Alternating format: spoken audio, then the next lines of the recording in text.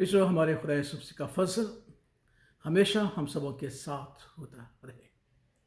اس بات کو ہمیشہ یاد رکھیے گا کہ ہمارا خداوند جس کی ہم پرستش کرتے ہیں اپنے وعدوں کا سچا خدا ہے، اور جو ہم سے وعدے کرتا ہے اسے پورے کرنے کی وہ قدرت بھی رکھتے ہیں۔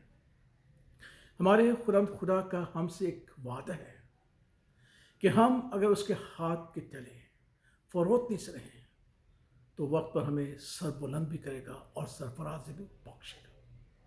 اور نہ صرف یہ بلکہ وہ جو اس پر ایمان نہیں رکھتے، وہ جو ہمارے دشمن بھی ہیں، ان کے ہونٹوں سے اپنی تعریف کے کام اور بڑے کاموں کا ذکر بھی کرے گا، جس سے ظاہر ہوتا ہے کہ غیر قومیں بھی ہمارے خدا کی قدرت کو تسلیم کرتی ہیں اور اس بات کا اقرار کرتی ہیں کہ جب وہ چاہتا ہے تو کوئی اسے روک نہیں سکتا، اور دنیا کی کوئی طاقت اور قدرت ایسی نہیں کہ جو اس کے مد مقابل ہو۔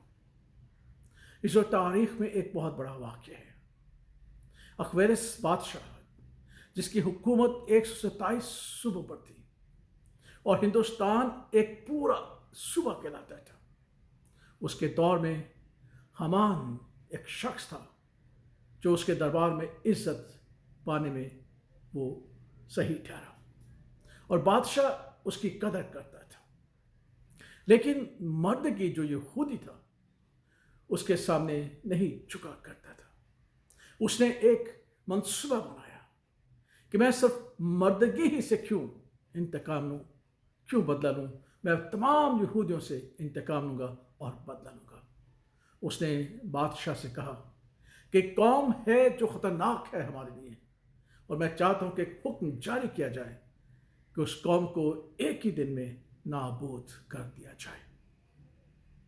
بادشاہ نے حکم جاری کر دیا کہ میری مملکت میں جو اتنی وسیع ہے کہ 127 صوبوں پر، اور ہندوستان کا پورا علاقہ ایک صوبہ کہلاتا تھا، جہاں کہیں بھی یہودی ہیں، خواہ وہ بچے ہیں، خواہ وہ خواتین ہیں، بوڑھے ہیں، جیسے بھی ہیں، انہیں نابود کر دیا جائے اور ان کو مال کو لوٹ لیا جائے۔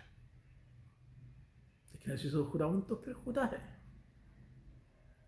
اور پھر ہم دیکھتے ہیں کہ خداوند نے کس طریقے سے کام کیا کہ بادشاہ کو مردگی کی یاد آ گئی، اور اس کے کام کو جب اس نے یاد کیا تو اس نے اسی حامان کو بلایا اور کہا کہ بادشاہ جس کی عزت کرتا ہے اس کے ساتھ کیا سلوک کیا جائے۔ اسے سمجھا بادشاہ تو میری عزت کرتا ہے اور میں اس کے دربار میں سب سے زیادہ مرتبے والا ہوں۔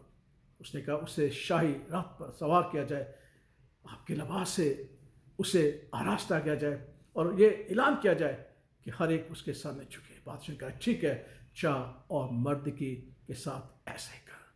وہ نہایت غمگین ہو گیا کہ یہ کیا ہوا۔ بادشاہ نے اس کے بارے میں جس سے میں انتقام لینا چاہ رہا تھا سرفرازی بخشی۔ وہ گھر آیا، اس نے اپنے دوستوں اور اپنی بیوی سے ذکر کیا۔ تب اس کے دوستوں جو دانشمند اس کی بیوی نے کہا کہ اگر مردگی یہودی نسل سے ہے تو یاد رکھ تو اس کے سامنے پست ہی ہوتا جائے گا اور اس پر فتح نہیں پا سکتے گا، کیونکہ یہی ہمارے خداوند کی قدرت ہے کہ وہ غیر قوموں سے بھی ہماری حمد اور تعریف اور سرفراز کی کلمات ادا کروا دیتے ہیں، کیونکہ وہ قادر خداوند ہے۔ اور پھر ہم دیکھتے ہیں کہ آج تک کے روزے کے وسیلہ سے یہ حکم جاری ہوا کہ اسی سولی پر حامان کو لٹکا دیا جائے جو اس نے مردگی کے لیے تیار کی تھی۔ اور جس روز یہ حکم جاری ہوا تھا کہ یہودیوں کو نابود کر دیا جائے، خداوند نے ان کو یہ طاقت اور قدرت بخشی کہ انہوں نے اپنے دشمنوں کا مقابلہ کیا اور ان پر فتح حاصل کی۔ اس بات کو یاد رکھیے گا، خداوند کا یقین کیجیے گا، کبھی دل چھوٹا نہ کیجیے گا۔ وہ ہر حال میں، اسیری کے حال میں، غلامی کے حال میں بھی آپ کو سر بلند کرنے کی قدرت رکھتا ہے، اور غیر قوموں سے آپ کی حمد و ستائش کرنے کے یہ مقرر کر سکتا ہے۔ اسی کی تمجید ہو، اسی کی ستائش ہو، اسی پر بھروسہ کریں، یسوع مسیح کے وسیلہ سے، آمین۔